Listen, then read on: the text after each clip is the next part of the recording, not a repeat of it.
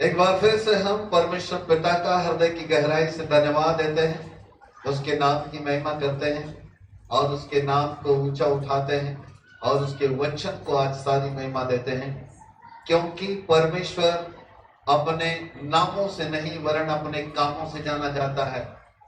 क्योंकि बाइबल कहती है परमेश्वर ने अपने वचन को अपने नाम से कई अधिक महत्व दिया है, अपने वचन को महत्व दिया है। खुदा को कई नामों से जाना जा सकता है, यहोवा राफा, यहोवा यीरे, यहोवा सिद्दकेनो, यहोवा, अलग अलग प्रकार के बहुत सारे नामों से हम जान सकते हैं। उद्धार करता, चंगाई देने वाला, छुटकारा देने वाला, आशीष देने वाला, पर ये उसका नाम नहीं होता, ये उसके काम है। जो काम वो करता है वो काम उसकी अपनी एक पहचान है और उसी पहचान के आधार पर परमेश्वर जाना जाता है कि वास्तव में सच्चा परमेश्वर कौन है। बोलो यीशु प्रभु की हालेलुया। चलिए काम की बात पर आते हैं, आज के मुख्य संदेश के ऊपर हम आते हैं। नीति वचन की किताब, उसका 4था अध्याय और उसका 20, 21 और 22 पर, जो जल्दी अच्छा पढ़ सकते हैं हिंदी में जरा पढ़ेंगे। हाँ। हे मेरे पुत्र, हे मेरे पुत्र, मेरे वचन पर ध्यान धर के सुन। मेरे वचन को ध्यान धर के ओट न होने दे। इनको यानी मेरे वचनों को अपनी आंखों की ओट ना होने दे, वरन अपने मन में धारण कर। वरन मेरे वचन को अपने मन में धारण कर। क्योंकि जिनको वे प्राप्त होती है, क्योंकि जिनको वचन प्राप्त होता है वे उनके जीवित रहने का और उनके सारे शरीर के चंगे रहने का कारण होती है। क्योंकि जिनको परमेश्वर का वचन प्राप्त होता है वो वचन उनके शरीर में चंगा रहने का और उनके लिए जीवित रहने का कारण होता है। हालेलुया। नीति वचन 4, 20, 21, 22। राजा सुलेमान यहाँ पर ऐसा लिखते हैं, वो कहते हैं कि हे मेरे पुत्र, मेरे वचन को ध्यान धर के सुन। बोलो, मेरे वचन को ध्यान धर के सुन। जोर से बोलो, ध्यान धर के सुन। ऐसा कान पकड़ो, अब बोलो ध्यान धर के सुन।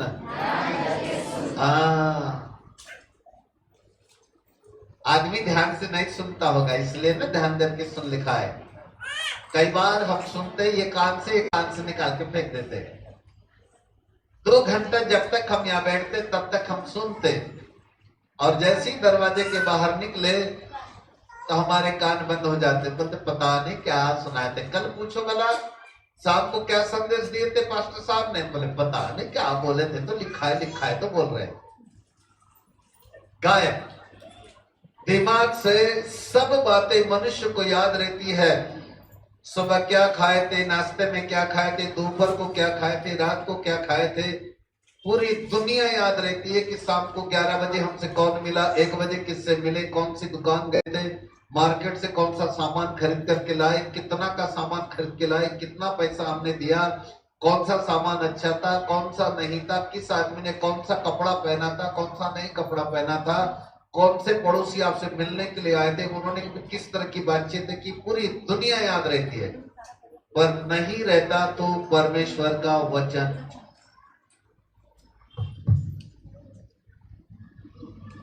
क्या नहीं रहता? क्या नहीं रहता? वो याद नहीं रहता। इसलिए नीति वचन का लिखने वाला लेखक यहां पर कहता है, ए मेरे पुत्र, मेरे वचन को ध्यान धर के सुन। क्या कर? बोलो ना।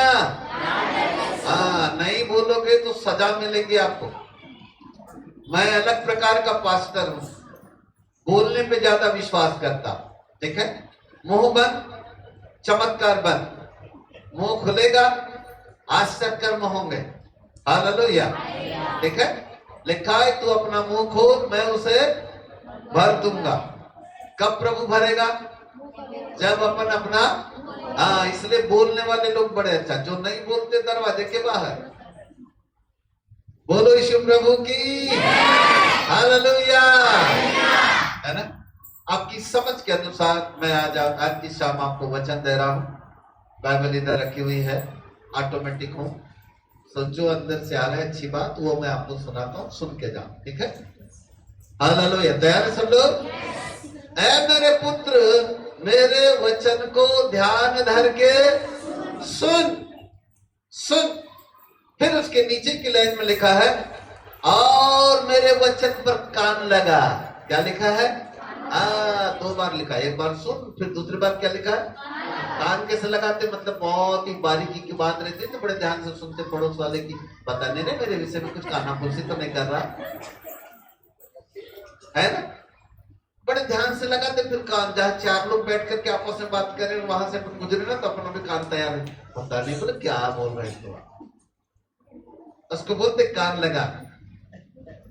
हाँ, फिर एक बार बोलो, फालतू की बातों पर कान लगाते, पर जहां काम की बात है, हफ्ते में 1 दिन बड़े मुश्किल से 2 घंटे का समय निकाल करके हम आते हैं, वो वाले दिन को हम इधर से सुन के इधर से निकाल देते। हम उन बातों के ऊपर कान नहीं लगाते, ध्यान से नहीं सुनते। इसका मतलब है यदि आप ध्यान से सुनोगे तो आपके लिए कुछ होगा। क्या होगा हम बाद में बताऊंगा। हालेलुया। फिर लिखा है, तीसरे लाइन में लिखा है कि इनको अपनी आंखों की ओट मत होने दो। क्या मत होने दो? मतलब ऐसा सामने रखो, उसका मतलब ऐसा नहीं है खाना भी खाना तो बाइबल हाथ में ऐसा रखना है, इसका मतलब ऐसा नहीं है। सोना तब भी ऐसा बिल्कुल सामने देख करके सोना, ऐसा नहीं है उसका मतलब। टकटकी लगा के देखना, ऐसा नहीं है। उसका मतलब है उस वचन को अपने दिमाग के अंदर इतना डाल दो, इतना डाल दो, इतना डाल दो कि आंख बंद रहे, चाहे कुछ भी रहे, आपके दिमाग के अंदर वो चलता रहे। आपके दिमाग के अंदर वो ऐसा भ्रमण करता रहे वचन। कौन? वचन। किसकी बात हो रही है? वचन वचन वचन। मेरे को याद नहीं रखोगे चलेगा। 5 जनवरी 2025 के यानी 2025 के पहले सप्ताह में कौन से बिशप साहब आए थे, उसका चेहरा याद नहीं रहेगा, चलेगा, पर वचन आपकी आंखों से ओझल न होने पाए, वचन आपके दिमाग के अंदर गूंजता रहे। और आज की शाम जो बात मैं कह रहा हूं, पक्की गारंटी आपको 1 साल तक याद रहेगा। हालेलुया। 1 साल भूलोगे नहीं। जब भी कभी मेरा चेहरा देखोगे तो आपको आज की शाम याद आएगी और क्या बोले तो वो भी याद आएगा। क्योंकि जब भी मैं बड़े बड़े शहरों में जाता हूं, लोग कहते सर 20 साल पहले आपने ये संदेश दिया था, कोई कहते सर 25 साल पहले का संदेश हमको याद है। मुझे याद नहीं है, उनको याद है, लोगों को याद है। तो आज की शाम मैं भी चाहता हूं कि जो बात परमेश्वर का आत्मा आपके लिए दे रहा है उसको बड़ी गंभीरता से सुने, बहुत ध्यान पूर्वक सुने, पूरा कान लगा के मतलब अंदर जाने दे, उसको बाहर जाने नहीं देना, पूरा का पूरा हृदय के अंदर आने देना, क्योंकि यही वचन आपके लिए कुछ अद्भुत काम करेगा। Praise God. हालेलुया।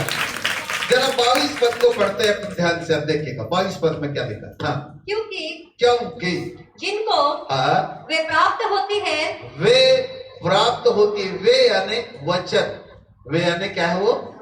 वे जो लिखा है वो वचन के लिए लिखा। क्योंकि जिनको, मेरे पीछे बोले, जिनको परमेश्वर का वचन प्राप्त होता है, वे उनके जीवित रहने का, वे उनके लिए जीवित रहने का और उनके सारे शरीर के चंगे रहने का कारण होती है। कौन? परमेश्वर का वचन। जोरदार तालियां। हालेलुया।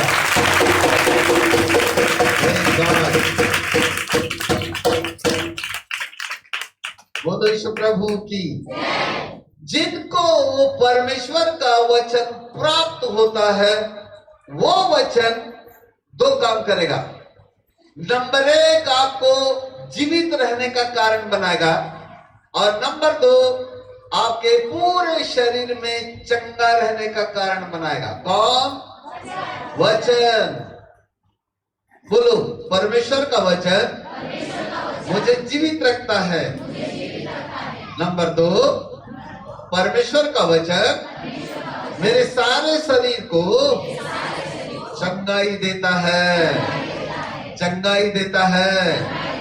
ऐसे नहीं अपने पड़ोसी का हाथ मिला के उसके कान में बोलो, वचन आपको चंगा करता है। हाँ, ऐसा जरा और जोर से बोलो, हालेलुया, बोलो यीशु प्रभु के। कौन चंगा करता है? बिशप साहब चंगा करके जाएंगे।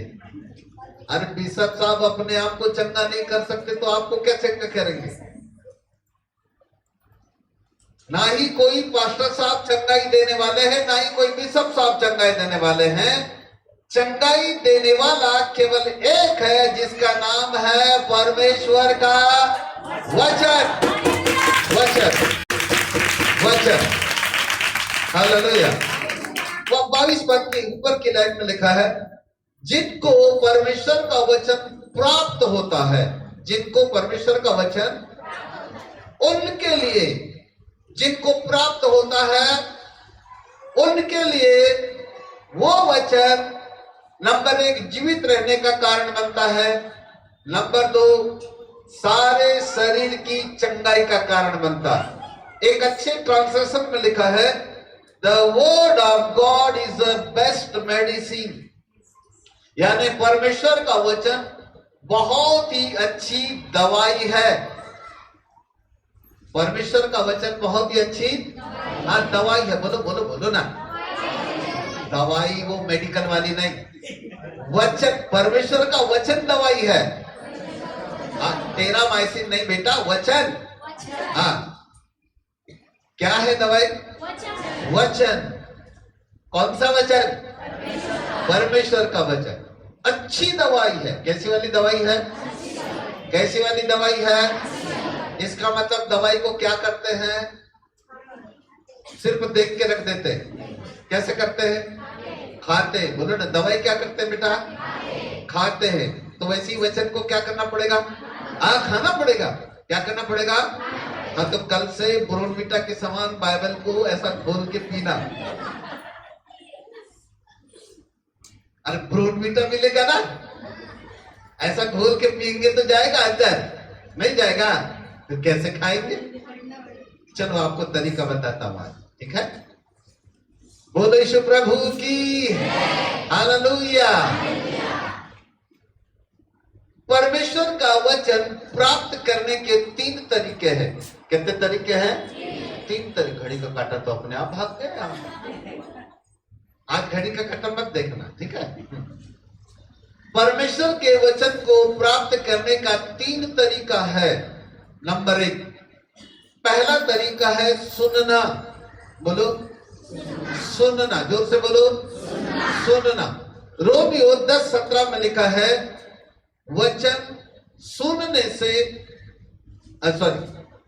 विश्वास सुनने से, और सुनना मसीह के वचन से आता है। इसका मतलब है जब हम परमेश्वर के वचन को सुनते हैं तो हमारे अंदर विश्वास आता है। क्या आता है?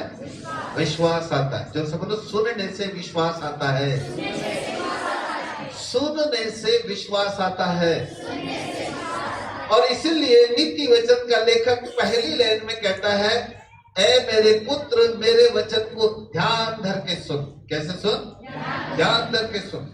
यदि आप परमेश्वर के वचन को नहीं सुनते और हम केवल और केवल दूसरी बातों को ज्यादा सुनते हैं, और यदि हम चर्च की अपनी रूटीन के अनुसार केवल और केवल, नहीं जी चलो जी 2 घंटा तो जाएंगे, प्रभु गुण गाएंगे, ताली बजाएंगे, फिर आशीर्वाद लेके अपने घर चले जाएंगे, यदि वो वाला विश्वास हमारे अंदर है, वो रूटीन हमारे अंदर में है, तो वचन कभी भी हमारे अंदर नहीं जाएगा। और वचन को अंदर यदि लेना है तो सबसे पहला काम है परमेश्वर के वचन को ध्यान धर के सुनना। पहला काम क्या है? ध्यान धर के सुनना। ये सबसे महत्वपूर्ण बात है। नहीं सुनने से विश्वास आपके अंदर कभी नहीं आएगा। या फिर इधर से सुना और इधर से आपने निकाल दिया तो विश्वास भी इधर से आएगा और इधर से निकल जाएगा। केवल विश्वास रहेगा। कमर दर्द ठीक हुआ था जी, पेट दर्द ठीक हुआ था जी, पादरी साहब ने दुआ किए थे तो सिर का दर्द निकल गया जी, बिटिया की तबीयत ठीक हो गई जी, बिजली का शॉर्ट लगते लगते बच गए जी, चलते चलते एक्सीडेंट होने वाला था तो खुदा ने वहां से बचा दिया जी। इतना ही याद रहेगा। इन सब बातों से कहीं हटकर यदि आप परमेश्वर के वचन को ध्यान पूर्वक सुनते हो तो यही वचन आपके जिंदगी के लिए जीवित रहने का कारण बनेगा और यही वचन आपके सारे शरीर को चंगाई देने का कारण बनेगा। Hallelujah, praise God. आपको कहीं पर भी फोन लगा करके दुआ कराने की जरूरत ही नहीं पड़ेगी। मैं आपको ऐसा बनाना चाहता हूं। बनने के लिए तैयार हो तो न चेन्नई फोन लगाना, न कलकत्ता, न मुंबई और न ही पंजाब। इधर उधर कहीं पर फोन लगाने की जरूरत नहीं है। कहीं फोन लगाने की जरूरत नहीं है। एक छोटा बच्चा होता है इधर, नाम, बड़ा सुंदर नाम, छोटा बच्चा होता है। यदि आप एक हाईवे से यदि आप चल रहे हो और आपको इस रोड से उस रोड तक पार करना है तो आप क्या करोगे? इसको ऐसे छोड़ दोगे? क्या करोगे? इसका हाथ पकड़ कर ऐसे चलोगे, है ना? चल बेटा, तेरे से कोई गाड़ी ना आ जाए तेज, कई गाड़ी से कई एक्सीडेंट ना हो जाए, हम इस बच्चे का हाथ पकड़ कर चलेंगे। मैं सही कह रहा हूं? बराबर है। अब तुम आ जाओ। अब ये बच्चा जवान हो गया, क्या करोगे? अब इसका भी ऐसा हाथ पकड़ के चलोगे? क्या करोगे? इसको छोड़ दोगे कि ऐसे हाथ पकड़ के चलोगे? जोर से बोलो और जोर से बोलो। हाँ, क्यों छोड़ दोगे? माँ बाप के लिए तो बच्चा है ना, फिर भी छोड़ देगा ना कि हाथ पकड़ के चलेगा जिंदगी भर। हालेलुया। बहुत कोई शक है? हाथ पकड़ के चलोगे कि छोड़ दोगे? आप छोड़ दोगे ना? मसीह में कुछ ऐसा ही है। बैठ जा बेटा, thank you, God bless you. जब हम मसीह में छोटे बच्चे होते हैं, जब हम प्रभु में बहुत छोटे बच्चे होते, बोलने से नए नए बच्चे होते हैं, तो जरूरी होता है कि हम अपने गुरु जी का, अपने वो लोगों का हाथ पकड़ कर कैसे चलें। लेकिन जब हम प्रभु में बड़े हो जाते हैं तो अब जरूरत नहीं कि कोई हमको चम्मच से हमारे मुंह में डाल करके खिलाए, वरन हमें खुद खाने की आदत डालना पड़ेगा। इसकी मम्मी इसको जरूर खिलाती होगी, लेकिन मैं नहीं चाहता इसकी मम्मी इसको खिलाती होगी। खिलाती है क्या? मम्मी है इनकी? मम्मी खिलाती इसको? देखो नहीं खिलाती। मेरी बात समझ में आ रही है? मैं कहना ये चाहता हूं कि छोटे कब तक बने रहोगे? तुम बड़े कब बनोगे? सयाने कब बनोगे? अब बोलो ना, कब बनोगे? बुढ़ापा आ जाएगा तब, जब मुंडी ऐसी ऐसी हिलेगी तब, हाथ में लाठी आ जाएगी, मुंडी ऐसी ऐसी, अब क्या करूं बेटा, ऐसी वाली आवाज निकलेगी, तब बड़े बनोगे। हालेलुया।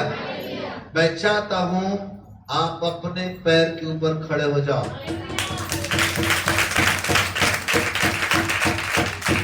Praise God, hallelujah. एक प्रश्न आपको पूछता हूं मैं।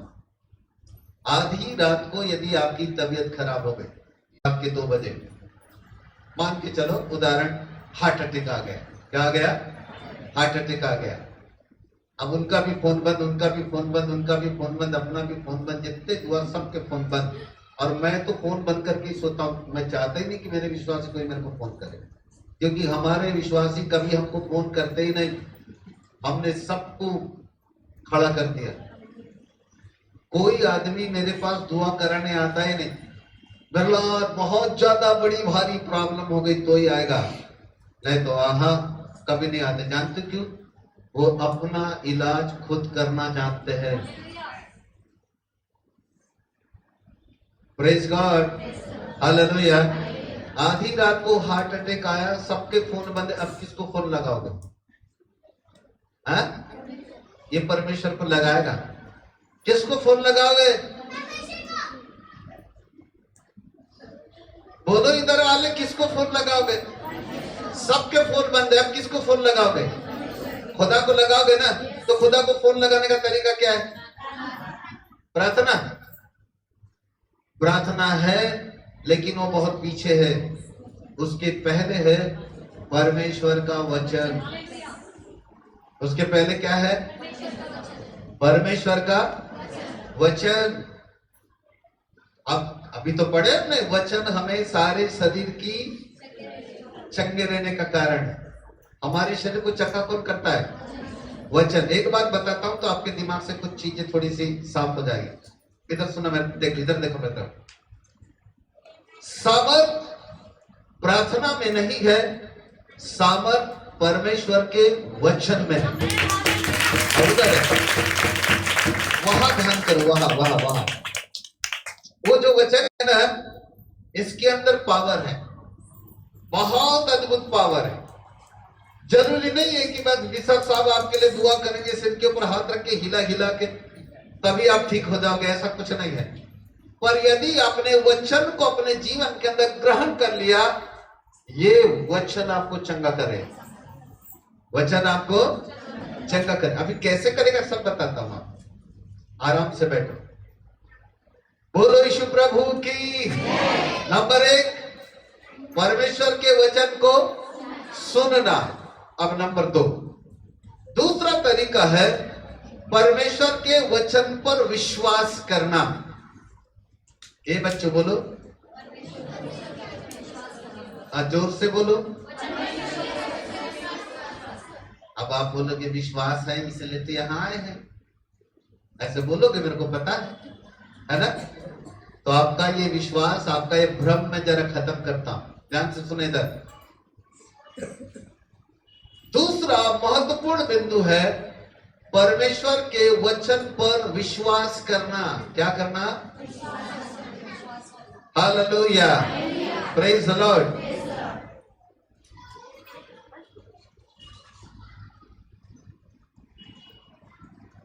हम जो हर रविवार यहां पर आते हैं, हमारे भी चर्च में लोग आते हैं, ऐसा नहीं बोल रहा हूं कि मत आना, आना ही है, वो तो हमारा फर्ज है। हम ताली बजाकर अच्छी भक्ति करते, आराधना करते, गीत गाते, फिर वचन सुनते, फिर आशीर्वाद लेकर अपने घर को चले गए। आपको मानो ये विश्वास भक्ति करने वाला विश्वास है। कौन सा विश्वास है? ये हमारी भक्ति का विश्वास है, हमारी भक्ति है, हमारी आस्था है, वो वाला विश्वास है। इसलिए हम हर रविवार आते हैं, ताली बजाते हैं, नाचते, आनंद मनाते हैं, प्रभु गुण गाते हैं और अच्छी आराधना करके आशीष लेके हम चले जाते हैं। इसको कौन सा विश्वास कहते हैं? भक्ति वाला विश्वास। हालेलुया, समझ रहे मेरी बात को? परंतु इधर देखो, परंतु किसी वस्तु को प्राप्त करने वाला विश्वास एक अलग विश्वास है। वो विश्वास बिल्कुल अलग है।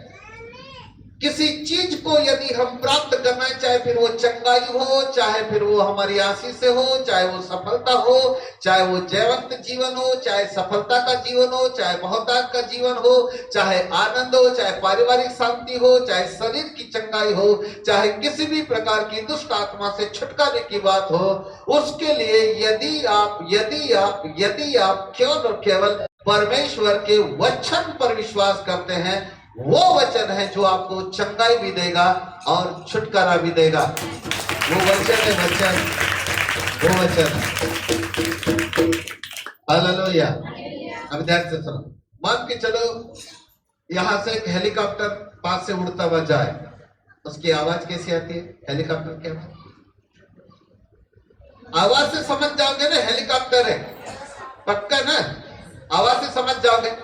अच्छा, यहां से ट्रेन यदि जाए, बड़ी वाली एक्सप्रेस गाड़ी जाए, तो आवाज से समझ जाओगे ना ट्रेन है, बराबर है।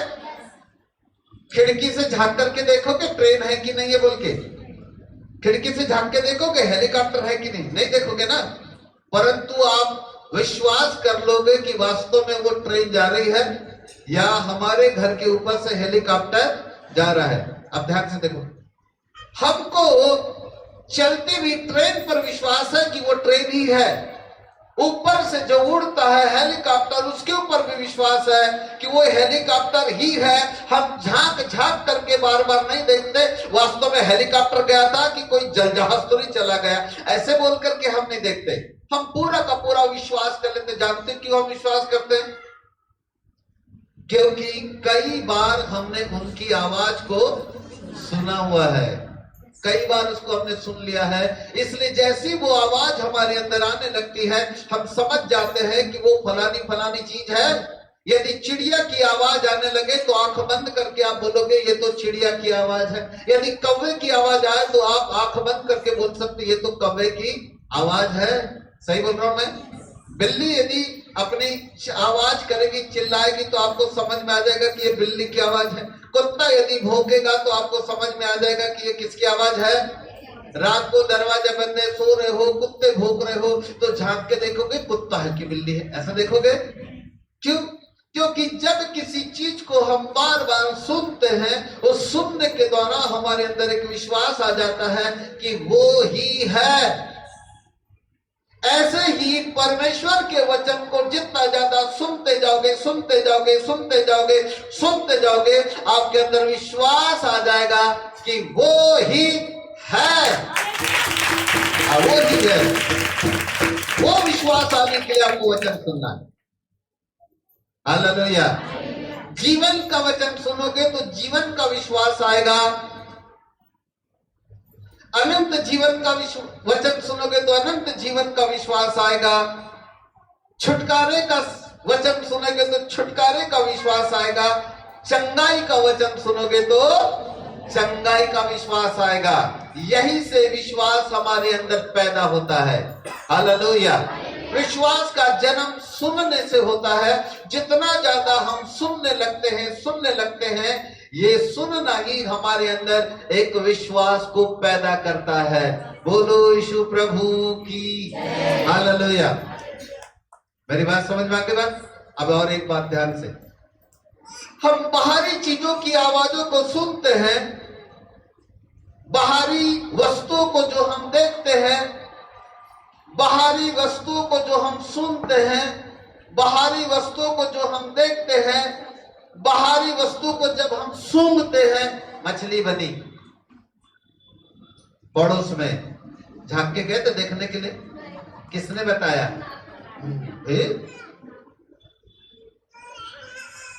तो पड़ोस को पूछने जाता है, सुन तुम उसके घर में खुशबू आ रही, वो मछली की है कि कुत्ते की है? ऐसे जाते क्या? पक्का पता हो जाता मछली है। बराबर? सही बोल रहा हूं मैं? सुनो ध्यान से। बाहरी वस्तुएं जो हम सुनते हैं, बाहरी वस्तुएं जो हम देखते हैं, बाहरी वस्तुएं जो हम सूंघते हैं, बाहरी अनुभव हमारे दिमाग से संबंध है। कहां से? दिमाग से संबंध है। कहां से संबंध है बेटा? दिमाग से संबंध है। ये हमारा दिमाग के अंदर वो बस गया है। जिस चीज की आवाज को हम बार बार सुनते हैं वो हमारे दिमाग में बस गया। जिस चीज को हमने बार बार देखा है वो हमारे दिमाग में बस गया। जिस चीज को हम बार बार खुशबू लेने लगते हैं वो हमारे दिमाग के अंदर बस गया है। उसका संबंध हमारे दिमाग से है। लेकिन विश्वास का संबंध हमारे दिमाग से नहीं है। विश्वास का संबंध हमारी आत्मा से है। कहां से? यहां से अंदर से, यहां से विश्वास पैदा होता है।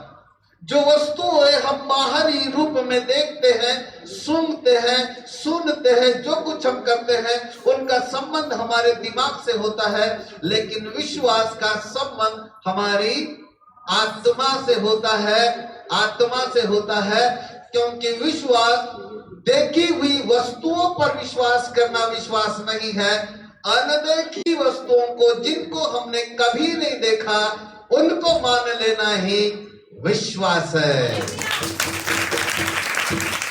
बोलो यीशु प्रभु की हालेलुया। अब एक बात बताओ, यीशु प्रभु को इधर एक क्रूस दिख रहा था, देखो इधर दिख रहा है सबको लाइट में, और इधर है कि बड़ा सा। अच्छा सबकी नजर इधर आ जाओ। ये क्रूस किस बात की निशानी है बेटा? ये बच्चों जोर से बोलो। अरे क्रूस हमको क्या याद दिलाता है? यीशु प्रभु की मृत्यु को याद दिलाता। किसको याद दिलाता है? जोर से बोलो ना, तो डरते का एक कुछ पैसा निकल रहा है जेब से। हाँ, आपको ऐसे डर डर के बोले जैसे मैं आपके जेब से पैसे निकालने वाला हूं। ये क्रूस किस बात की याद दिलाता है?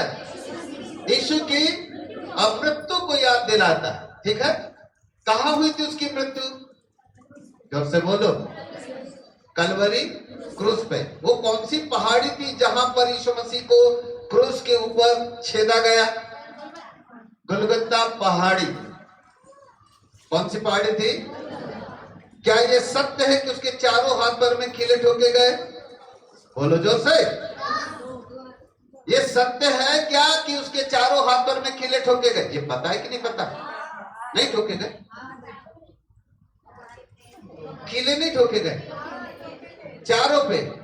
दो हाथ और दो पैर में कीले नहीं ठोके गए? ठोके गए। कैसा ऐसा मुंडी हिलाते? अब ऐसी सी मुंडी का मतलब हाँ होता है कि नहीं होता है? ये तो बताओ पहले, हाँ या ना? पक्का पता है ना? अच्छा, फिर ये भी पता है आपको कि यीशु मसीह तीसरे दिन जी उठा? पक्का पता है? पक्का ना? कंफ्यूजन तो नहीं? एक बात बताओ, आप लोग गए थे वहां देखने? गए थे गुलगुता पहाड़ी पर? आज यीशु मसीह को कीले ठोके तो आप नहीं थे वहां? ए बच्चों जोर से बोलो, थे क्या वहां? यीशु मसीह जिंदा हुआ तो वो कब्र के पास गए थे देखने के लिए? गुलगुता पहाड़ी के ऊपर चार हाथ पर में कीले ठोके उसको मारा गया, वहां गए थे देखने? फिर भी हमको विश्वास है ना? ये कौन सा विश्वास है? भक्ति। कौन सा विश्वास? भक्ति का विश्वास हमारे अंदर आ गया जब हमारे प्रभु भक्तों ने हमको बताया। हमारे अंदर वो विश्वास आ गया कि वास्तव में प्रभु को गुलगुता पहाड़ी के ऊपर मारा गया। हमारे अंदर वो विश्वास भी आ गया कि हमारा प्रभु तीसरे दिन जी उठा। हमको सब बातों के ऊपर विश्वास है, परंतु विश्वास नहीं है तो इस बात के ऊपर कि मैं यीशु मसीह के कोड़े खाने से चंगा हूं।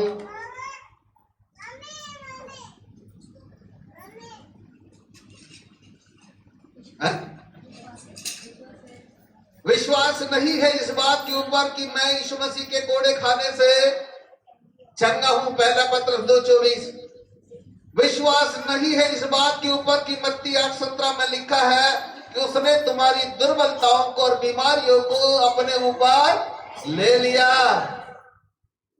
हमें इस बात के ऊपर विश्वास नहीं है। क्या नहीं है? विश्वास होता ना, आज ये संदेश नहीं देता मैं आपको। हमें विश्वास नहीं है इसलिए हम फोन लगाते हैं। अच्छा, चेन्नई वाला प्रेयर टावर, उसका नंबर ढूंढो, वहां जल्दी फोन लगाओ। फिर पंजाब वाले का नंबर ढूंढते उधर फोन लगाओ। फिर कलकत्ता वाले का नंबर ढूंढते उधर फोन लगाओ। पता नहीं कहां कहां लोग फोन लगाते रहते रात और दिन, सुबह दोपहर शाम, सुबह दोपहर शाम। इसको फोन, फिर उसको फोन, फिर इसको फोन, फिर उसको फोन। इसके लिए दुआ, फिर उसके लिए दुआ। लाइन से लंबी लाइन लगा के खड़े होते हैं। अच्छी वाली दुआ करना पादी साहब, वो भी उपवास के साथ। बड़ी वाली समस्या है, भले तुम नरगट्टा तक यहाँ तक आते तक खाओ, लेकिन पादी साहब अच्छी अथड़ियां सुखा के दुआ करे तुम्हारे। वारे मानो, खुद यहाँ तक आते तक खाए और चिट्ठी लिखते फोन करते अच्छी वाली दुआ करना। वो भी कैसे? हम उपवास के साथ करना। My God. ए बच्चों, हमें प्रार्थनाओं पर विश्वास है, पर विश्वास नहीं है परमेश्वर के वचन पर। विश्वास नहीं है परमेश्वर के वचन पर, वह विश्वास नहीं है। अभी क्या करोगे? अभी आपको बताता हूं किसी चीज को प्राप्त करने वाला विश्वास कैसा है। बोलो, मैं यीशु मसीह के कोड़े खाने से चंगा हूं। हालेलुया। कोड़े खाने से चंगा हूं, यह है विश्वास। इसको अभी विश्वास में लाना है। क्या करना है? इसको विश्वास में लाना है। मैंने पहले ही वो वचन में लिखा था, नीति वचन 4:22 वाले लिखा था कि परमेश्वर का वचन सारे शरीर में चंगाई का कारण है। वचन ही है जो हमको चंगा करता है। भजन से 107 उसके 20 में लिखा है, परमेश्वर का वचन हमें चंगाई देता है। वो है जो हमको चंगाई देता है। वचन ही है जो हमको क्या देता है? चंगाई। मेरा मतलब नहीं कि दुआ मत करा ना, लेकिन कब तक? अरे छोटे से थे तो ठीक था, बड़े हो गए तब भी। मेरा मतलब है कब बड़े होंगे आप लोग? कब बनोगे बड़े? कभी तो अपने पैर के ऊपर खड़े हो जाओ। खुद दुआ अपने लिए न करा के वो बनो कि तुम दूसरों के लिए दुआ करने वाले बनो। इतने लोग यदि प्रतिदिन 50 लोगों के लिए दुआ अलग अलग करोगे तो एक साल के अंदर हमारी कलीसिया में 1000 में तब्दील हो जाएगी। अपने नहीं, दूसरों के लिए। पर पहले हमको बड़ा बनना पड़ेगा। बच्चे नहीं अंगूठा चूसने वाले। अभी भी कुछ भी हुआ, पादी साहब बड़ा दुखता, किधर? अरे कमर में दुखता, क्या बताए, हिलती नहीं मेरी कमर। होता तो इतना सा, लेकिन बताते कितना? फैला के बताते। बाबा रे बाबा, ऐसे जैसे कोई पादी साहब बिल्कुल जादू है, चुटकी बजाएंगे तो बस खत्म हो जाएगा। अरे ऊपर वाले को भी बताते तो बड़ा लंबा चौड़ा बता के, बड़ी वाली समस्या है प्रभु, थोड़ा जल्दी से ठीक कर देना। ऊपर वाला बोलता है, बेटा मेरे कोड़े खाने से तुम चंगे हो।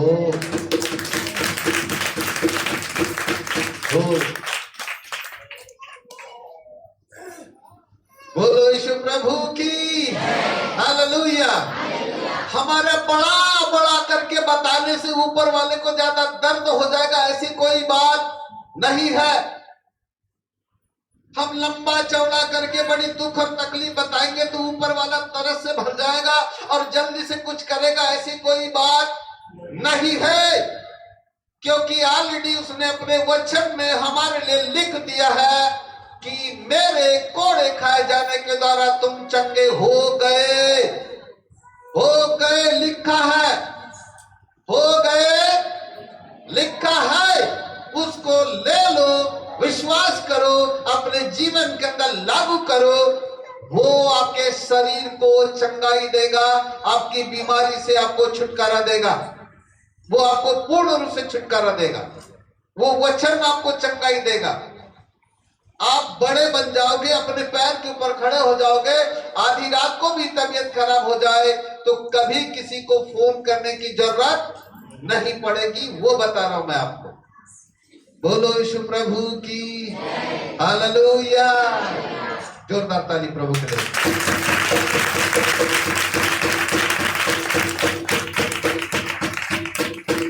तीसरी बात को जोड़ता हूं, फिर एक साथ उसको एक्सप्लेन करता हूं।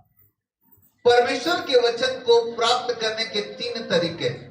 नंबर 1, वचन को सुनना। नंबर 2, वचन पर विश्वास करना। और नंबर 3, वचन को बोलना। वचन को बोलना। बोलो, बोलना। 3 चीजें याद रहेगी। याद रहेगी। 1 साल के बाद अगले साल आऊंगा तब भी याद रखना है। हाँ, 3 चीजें भूलने का नहीं। नंबर 1, अभी से भूल गए। नंबर 1 सुनना। नंबर 2 विश्वास है। नंबर 3 बोलना। जोर से बोलो, क्या करना? बोलना। Very good. आपको मालूम, जब हम बोलते हैं अपने मुंह से, जब हम अपने मुंह से वचन को बोलते हैं, वो वचन हमारे लिए लागू होता है। हमारे लिए लागू होता है। हम फालतू की बातें बहुत सारी बोलते हैं, पर नहीं बोलते तो परमेश्वर का वचन। ये लाल वाली किताब को, जिसका नाम बाइबल है, ये रविवार के दिन खोलते और फिर जो बंद करते तो सीधे अगले हफ्ते के रविवार को दिखती, अलमारी में पैक करके रख देते। वो अलमारी में बंद करने की चीज नहीं है, लाल कपड़े में रखने की चीज नहीं है। हालेलुया। वहां चीज ही नहीं हो, यहाँ वहां उसको अस्त व्यस्त कहीं भी रखने की चीज नहीं है। वो प्रतिदिन पढ़ने वाली चीज है, उसी में जीवन है, उसी में चंगाई है, उसी में छुटकारा है, उसी के अंदर बड़ा खजाना छुपा हुआ है। आपकी धन, आपकी संपत्ति, वाके करोड़ों का चेक जो है उस परमेश्वर के वचन के अंदर रखा हुआ है। अरबों खरबों की संपत्ति परमेश्वर के वचन में है, वचन में, वचन में, वचन में, जिसको आपने काला अक्षर भैंस बराबर 250 रुपए की समझकर अलमारी के अंदर रखा हुआ है।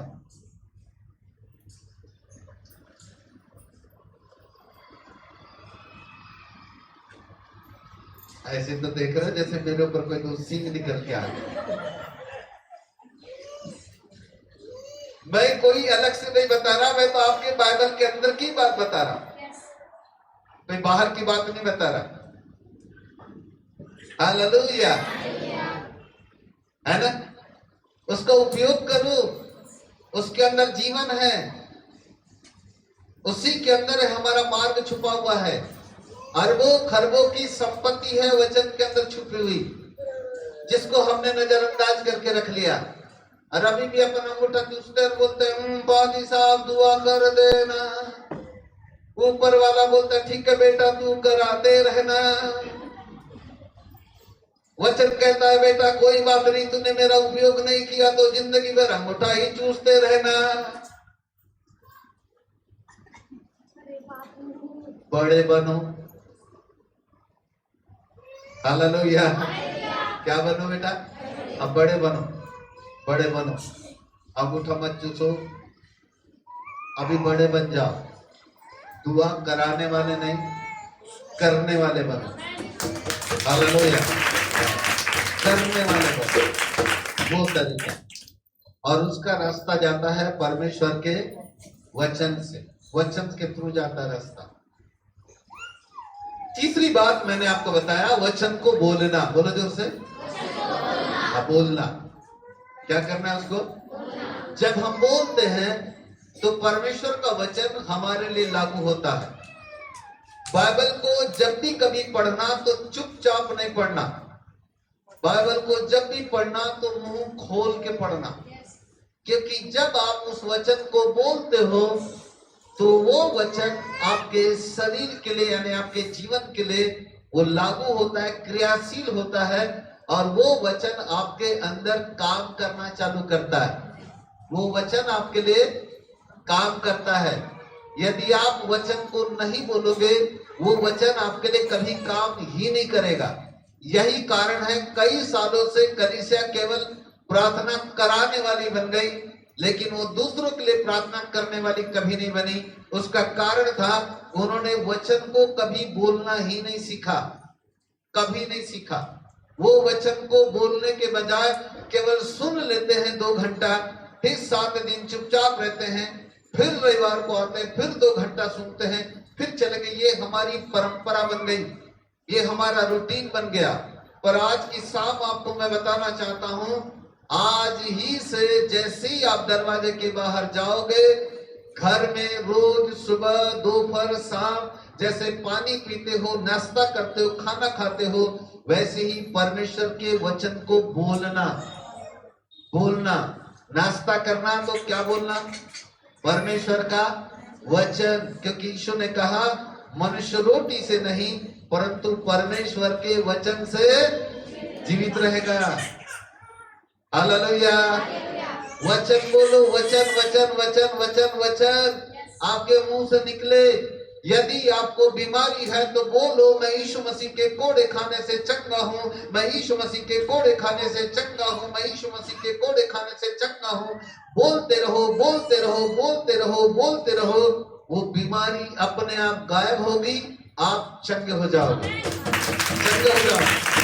100% गारंटी, 100% गारंटी। एक और बात, इधर देखो मेरी तरफ, मैं यदि आपके लिए प्रार्थना करूं तो मेरी प्रार्थना से भी आपको चंगाई मिलेगी, मेरी प्रार्थनाओं से भी आपको चंगाई मिलेगी। लेकिन हो सकता है वो चंगाई मात्र 8 दिन रहे या 15 दिन रहे या ज्यादा से ज्यादा 1 महीना रहेगी। 1 महीने के बाद फिर दूसरी कोई न कोई तकलीफ आपके जीवन के अंदर आती रहेगी।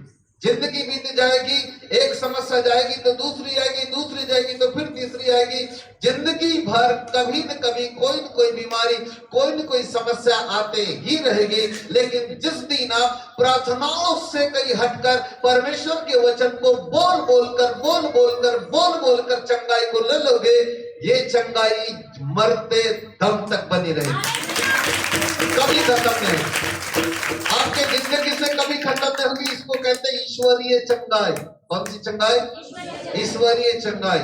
मैं अपने आत्मिक जीवन के 35 साल कंप्लीट कर चुका हूं। इन 35 सालों में मुझे कभी कोई बीमारी नहीं आई, कभी कोई जादू किसी का नहीं लगा, कभी कोई दुष्ट आत्मा का अटैक मेरे जीवन के ऊपर नहीं आया।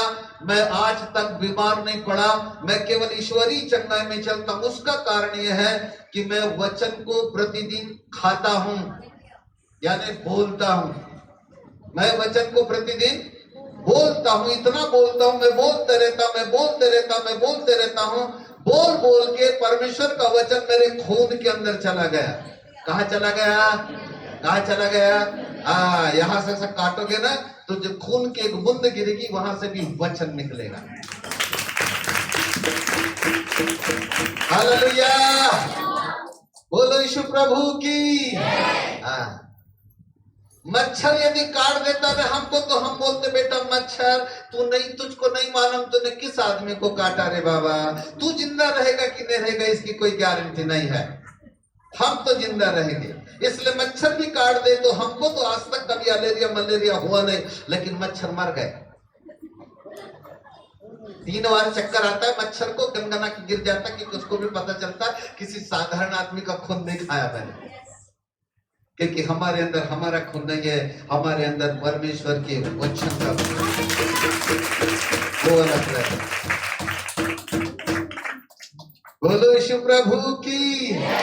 जिंदगी भर चंगाई में चलोगे, उसका नाम है वचन को बोलना। 3 चीजें सिखा मैंने। नंबर 1 सुनना, नंबर 2 विश्वास करना, नंबर 3 बोलना। 3 चीजें यदि आपके जीवन के अंदर बनी रहे, आप ईश्वरीय चंगाई में चलोगे। ना पेट दर्द, ना कमर दर्द, ना सीने का दर्द, ना डोके का दर्द। आज कभी कोई दर्द आपके जीवन में नहीं आएगा, कभी कोई बीमारी आपके जीवन के अंदर नहीं आएगी। होता यह है कि हमारे पांव में यदि थोड़ी सी कोई तकलीफ हो जाए तो हम उसको बार बार बोलते हैं, क्या तकलीफ, बड़ा दर्द, ओहो बड़ा दर्द, हम बोल के दर्द की बहुत ज्यादा तारीफ करते हैं। पता है आपको, हमने चंगाई की बातें नहीं की, लेकिन हमने गलत बातें किया। हमने दर्द की ज्यादा प्रशंसा किया, तकलीफ की ज्यादा बातें हम मुंह से बोलते हैं। इसलिए बीमारी महारानी कहती, शाबाश बेटा, तू मेरी बड़ी अच्छी जयकार करता है, तेरे घर में रात और दिन यही रहूंगा, यही खाऊंगा पीऊंगा, बड़ी आराम करूंगा, यही रहूंगा। आपके घर में यदि कोई मेहमान आए और आप उसको पानी भी मत पिलाओ, चाय भी नहीं पिलाओ, तो दूसरी बार आएगा क्या? बोलो तो, जोर से बोलो। अच्छा चलो, बेशरम था वो मेहमान, दोबारा फिर आपके घर में आ गया, लेकिन दोबारा भी आपने उससे कोई बात नहीं की, ना आपने उसको पानी पिलाया, ना चाय पिलाया, क्या तीसरी बार आएगा? आएगा? बोलो तो आएगा। चलो और ज्यादा शुद्ध बेशरम था, तीसरी बार भी आ गया, फिर भी आपने ना उसको कोई बोला, ना आपके बच्चों ने उससे कोई बात की, ना उसको पानी पूछा, ना चाय पीछा, चौथी बार आएगा, फिर बोलेगा पागल समझेंगे रे बाबा, अब की बार तो मैं इसके घर जाने वाला नहीं। वो 3 बार गया, ना इसने बात किया, ना इसने मुझको पानी पिलाया, ना उसने मुझको चाय पिलाया, आज के बाद इसके घर कभी जाने वाला। बीमारी कुछ ऐसी ही है, जिस दिन आप बीमारी की तारीफ करने लगते हो, उससे बात करने लगते हो, वो बीमारी आपके जीवन के अंदर आक्रमण करने लगती है, वो घर बना लेती है, वो घोंसला बना लेती है, फिर वो बीमारी अंडे में देती है और बच्चे भी पैदा करती है। लेकिन यदि आप उसको मुंह से बोलना बंद कर दो, वरन ये बोलो कि है दर्द तू मेरे घुटने में नहीं है, क्योंकि मैं यीशु के कोड़े खाने से चंगा हूं,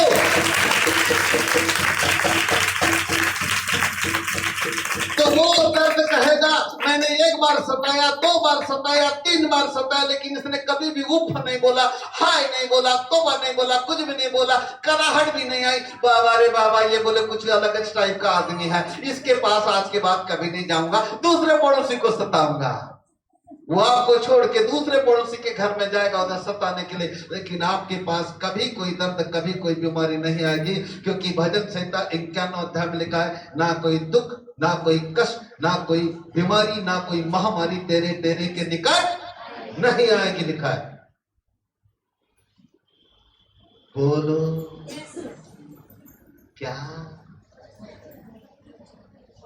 अभी तक क्या बोलते थे? ऐसा बोलते थे? अभी तक क्या बोलते थे?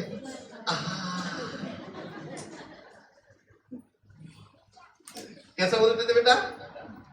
ए बच्चे जोर से बोलो, कैसा बोलते थे? बड़ा दर्द, पाती साहब अच्छी वाली दुआ करना, वो भी उपवास के साथ।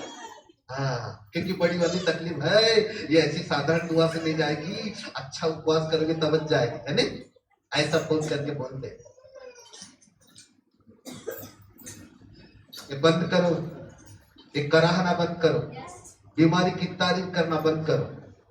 आने दो उसको, 1 बार आएगी, 2 बार आएगी, 3 बार आएगी, निकल जाएगी, निकल जाएगी। उसको मत बोलो, वरण वचन को बोलो कि मैं यीशु मसीह के कोड़े खाने से चंगा हूं।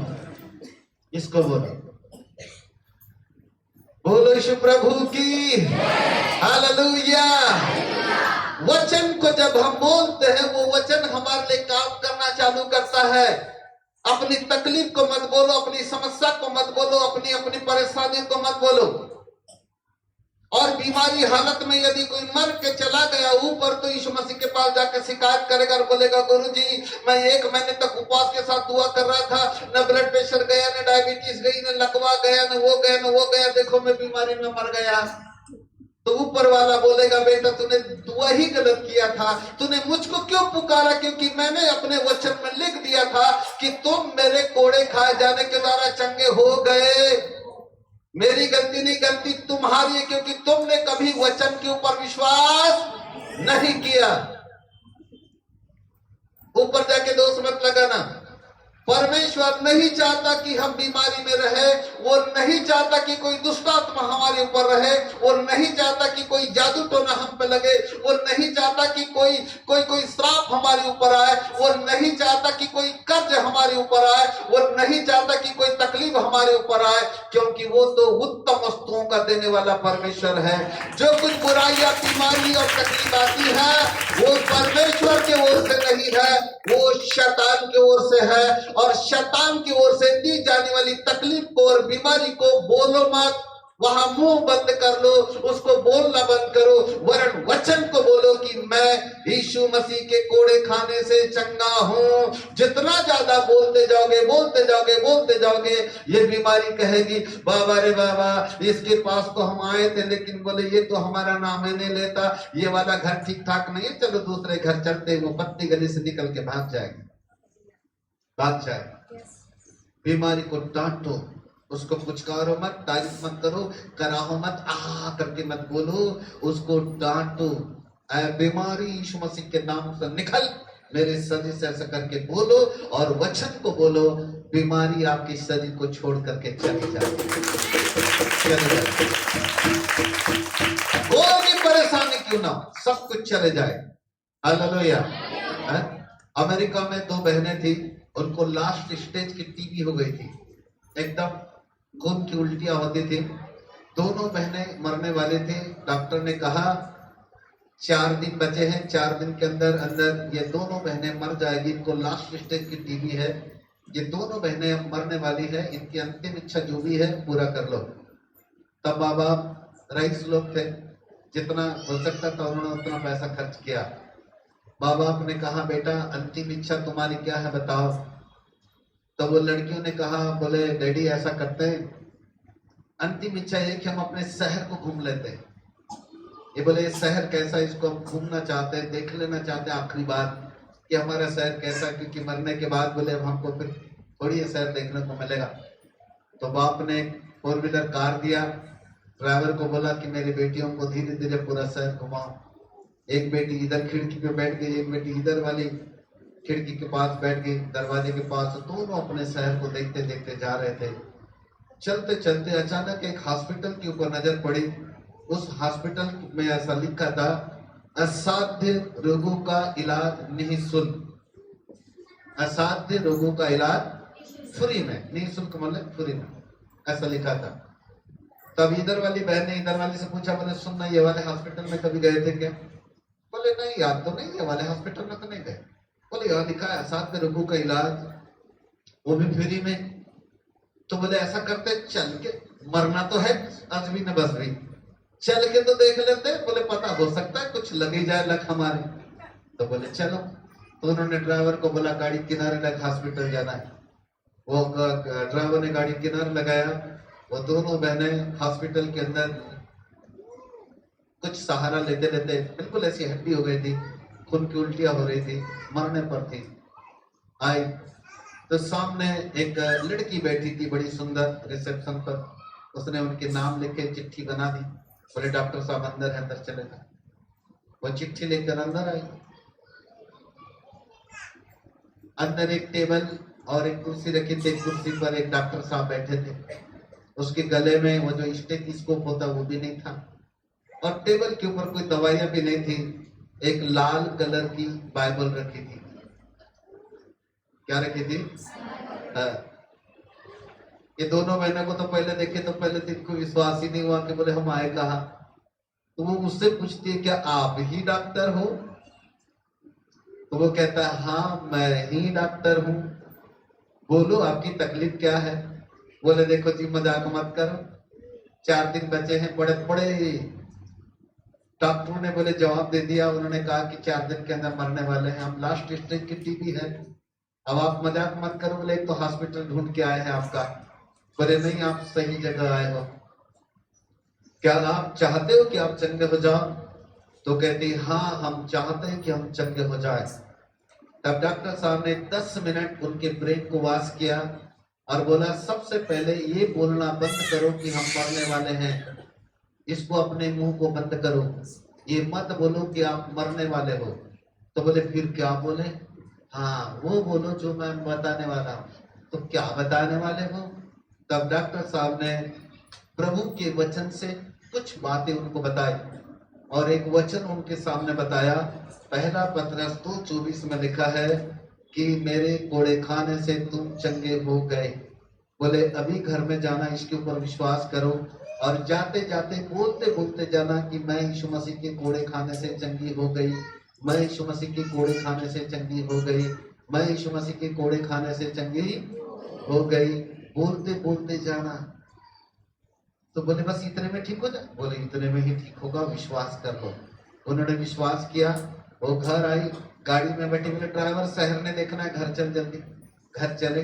वो बोलते बोलते लगी मैं यीशु मसीह के कोड़े खाने से चंगी हूँ, मैं यीशु मसीह के कोड़े खाने से चंगी हूँ, मैं मरने वाली नहीं हूँ क्योंकि मैं यीशु मसीह के कोड़े खाने से चंगी हूँ। डॉक्टर ने जो बोला उसकी रिपोर्ट को मैं कैंसिल करती हूँ।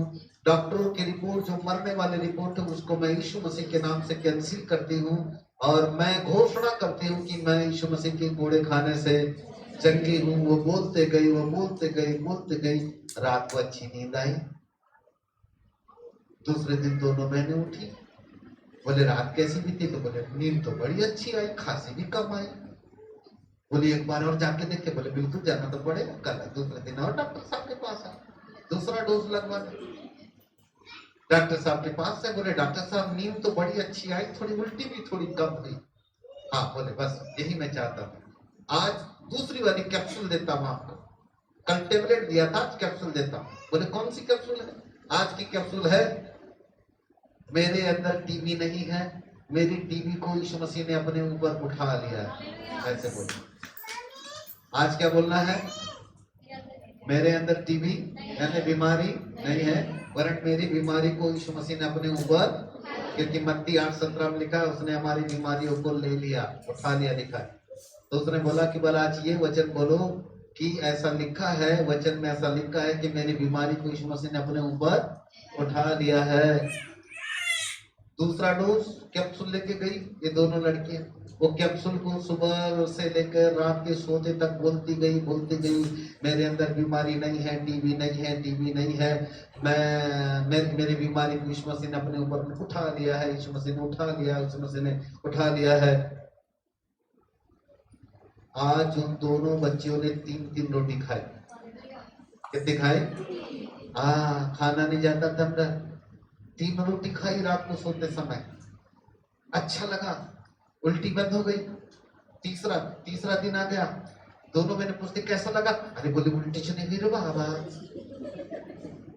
चांगला बांटते, चलो चलते आगे। फिर तीसरे दिन आए, वो कम से कम 5-6 दिन लगातार आते जा रहे थे और डॉक्टर साहब उनको अलग अलग वजन की टेबलेट कैप्सूल देता गया। माँ बाप परेशान, पूरे रिश्तेदार को बुला लिया था, मरने वाली है, वो क्या बोलते हो कफन बॉक्स भी मंगा के रखा था उसने, पेटी लकड़ी की मंगा के रखा था, बोले मरेगी तो लेके जाए। वो बारिश रही, 4 दिन बीत गए, मरीज नहीं, 5 दिन बीत गए, मरीज नहीं, बहबार फुकट में आके भात खा रहे, 8 दिन बीत गए, मरीज नहीं। माँ बाप कहते मेहमानों तुम घर जाओ यार, बोले ये मरने वाली नहीं है, चलो लड़कियों से पूछते क्या हो रहा है। बाप आया, कहते ये बच्चे तुम रोज सुबह जाते हो शाम को आते हो, जाते कहाँ हो? तो बताएं कि हम एक ऐसे डॉक्टर के पास जाते हैं जो हमको अलग अलग कैप्सूल, अलग अलग टेबलेट देता है खाने के लिए। तो बोले मैं भी चलता हूं, तो बोले चलो ना। बाप भी आया, उसने भी ये वाली टेबलेट खाया कि मेरी बेटी यीशु मसीह के कोड़े खाने से चंगी है। और जैसे ये टेबलेट खाते गए, 10 दिन के अंदर ये ऐसी दुबली पतली थोड़ी फैलने लगी, 1 महीने के अंदर भले चंगे हो गए, अच्छे से चलने लगी, 2 महीना हो गया, 3 महीना गया। डॉक्टर साहब ने बोला बेटा प्रभु कहता है तुम अपनी गवाही दूसरों को बताओ, कब तक दवाई खाते रहोगे? दूसरों को जाके बताओ, दूसरों को मिलाओ। जो दोनों बहनें प्रभु की दासी है और वो जिंदा है। हालेलुया। आपको मैं बताऊं कि परमेश्वर का वचन हमें चंगाई देता है। बोलो बोलो, परमेश्वर का वचन मुझे चंगाई देता है। क्या करोगे? वचन को लाल कपड़े में बंद करके रखो। क्या करोगे? नंबर 1, नंबर 2, नंबर 3 बोलना है। बोलना है, बोलोगे चंगे हो जाओगे, बड़े बनोगे, अपने पैर के ऊपर खड़े हो जाओगे। आपको यहाँ वहां फोन करने की जरूरत नहीं है। हम फोन करते हैं इसलिए वो प्रेयर टावर चलते हैं। जिस दिन आप फोन करना बंद कर देंगे, प्रेयर टावर बंद हो जाएंगे, बंद हो जाएंगे। आपके पास सबसे बड़ी उत्तम उच्च क्वालिटी की दवाई है, वो है परमेश्वर का वचन। ये दवाई है आपके पास। इसको छोड़ के कहीं भी मत भागो, दाएं मत देखो, बाएं मत देखो, इसको देखो। यही है जो आपको जिंदा रखता है, यही है जो आपको चंगाई देता है, यही है जो आपको छुटकारा देता है, यही है जो आपको तमाशी से देता है। प्रभु की हालेलुया। अब मैं बोलते रहूंगा तो रात के 10 बज जाएंगे। आप तो इधर के छो, मेरे को तो लंबी यात्रा पे जाना है। प्रभु आपको आशीष दे। यहाँ पर मैं अपने शब्दों को विराम देता हूँ, आपके लिए दुआ करेंगे। आइए अपन खड़े हो जाओ।